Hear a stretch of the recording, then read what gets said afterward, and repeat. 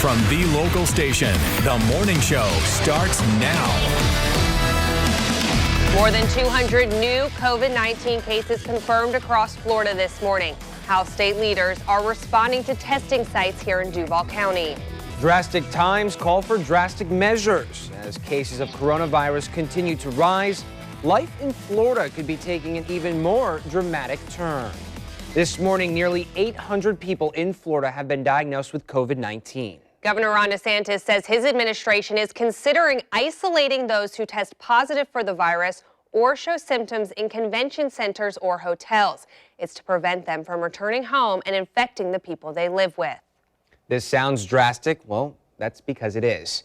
It would be a dramatic change in strategy toward combating the spread of the deadly virus that has already killed 12 people across Florida. Right now in Georgia, there are almost 600 confirmed cases. When you combine that figure with that of Florida's, you're looking at nearly 1,400 cases.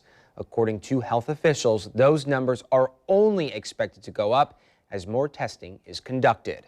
Here locally, there are 67 cases total. Duval and Alachua County both have 25 cases each. One of the cases in Duval involves an 11-year-old. 2 people in Duval have died. Both were in their 80s. Clay has 6 cases and St. John's has 9. The city of Jacksonville is offering testing in an effort to get ahead of the spread. Sky 4 flew over Lot J outside TIAA Bank Field, where more than 270 people were tested by late yesterday afternoon. During the first 2 hours of operation, 163 vehicles came through lines, with waiting times hitting around 10 minutes. Local leaders say it was no small feat putting this service together. Governor Ron DeSantis agreed, giving Duval praise during a news conference this weekend. I was able to talk with the sheriff in Duval. Very smooth, actually relatively lightly trafficked.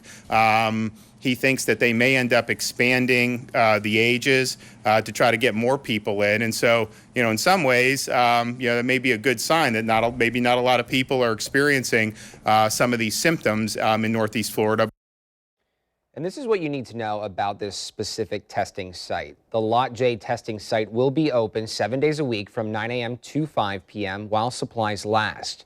You must be 65 years old or older, have a temperature of 99.6 or higher, along with respiratory symptoms. Also, remember to bring your photo ID and insurance card, although you do not have to be insured to be tested at this specific site. Duval County residents can also get tested at the Prime Osborne Center. It is open 7 days a week from 11 in the morning until 7 at night. Drivers need a physician's order and have an appointment through Telescope Health. They must have a temperature of 100.4 degrees or higher, combined with a dry cough or shortness of breath. Screenings are also for anyone who has traveled on a cruise ship or to a known coronavirus hotspot in the last 14 days. The test costs $25 if you use the promo code HEREFORYOU, but Mayor Lenny Curry says you will be reimbursed at a later date. Duval Homeroom begins tomorrow. It's a virtual learning program set up for students attending Duval County Public Schools. The school board has begun the process of checking out laptops to eligible students whose parents filled out a survey asking if their child has access to a device and Wi-Fi. News4Jax reporter Brittany Muller spoke with a parent. Brittany, I understand this parent says they're frustrated about this process. Good morning, Zach and Jen. Yes, they are frustrated with this process. The parent I spoke with says despite warnings of social distancing that we keep hearing, hundreds of parents and students lined up at Ed White High School yesterday in order to check out those laptops. Now, Superintendent Dr. Diana Green says they knew that this was going to be one of the biggest hurdles. Now, take a look. This was the situation yesterday at Ed White High School as hundreds of people lined up outside. Now, this parent wanted to stay anonymous, but she says when she asked a school resource officer, why is it okay that so many people were gathering here, they didn't really say or do anything. The main concern parents had was being around so many people at a time like this. Meanwhile, Dr. Green says it is a challenging time. The school board is trying to get these devices into the hands of more than 25,000 students to keep the educational process process moving. The school board says 7,000 teachers have been trained ahead of the start of Duval homeroom. While this is a new process, Dr. Green says she's impressed with the students and staff so far, but knows there will be bumps along the way. When I finally got up to where the resource officers are for the school, I asked the question, why is this being handled this way? And he told me that he would speak to me, but he wanted to keep his distance from me. And I stated, so it's okay for us to be in line, but you are social distancing yourself from me.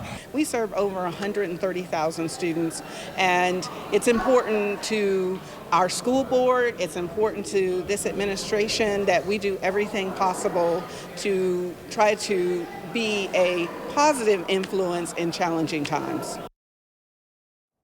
Now, Dr. Green continues to say the laptops will be handed out next week for high school and middle school students, and elementary students will receive their educational packets, which can be accessed by bus stops, the nearest elementary school, or can be printed online through the Duval Homeroom's website. DCPS says if students are not logging into Duval Homeroom, families will be contacted, and it starts tomorrow.